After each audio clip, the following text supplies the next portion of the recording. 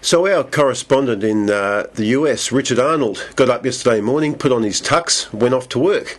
He ended up going to the press gallery at the end of the Academy Awards and got to ask Cate Blanchette a question just after she'd received her Academy Award for Best Actress. He congratulated her on receiving her award, and then he pointed out the fact that she was now the only Australian to have won 2 Academy Awards. It was then that Cate Blanchette famously dropped the F-bomb in her reply. Yeah, hi Kate. Richard Arnold from Fairfax News of Australia. Welcome. Thank you. I want to congratulate you also. Beautiful words that you've given about Australia's I can't remember a thing I said, but thank you. You can go back to it. But I want to ask you about the fact that you are the first Australian actor or actress ever to win 2 Oscars. Don't you forget it. And ask you, what are your hopes in terms of continuing to challenge yourself in acting? Thanks, Kate. Maybe it's time to stop.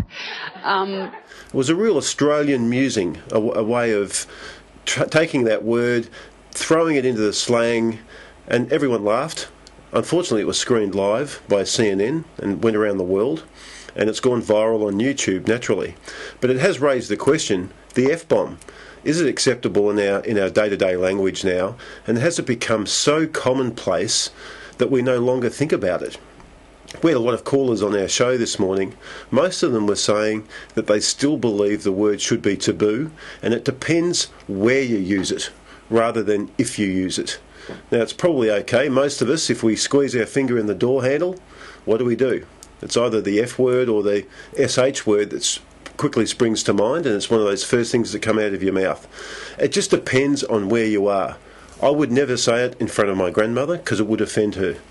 When I go to the football, I expect to hear it if I'm among a group of men, but if I have my kids with me, I don't expect to hear it at all. And I've had a few brushes with a few people in sporting crowds in the past, and a couple of little heated discussions over their use in front of young children. It depends on the time and the place. But overall, you have to say that that F-bomb has become so commonplace in our community these days that it's no longer such a big deal, and you really wonder why anyone does give a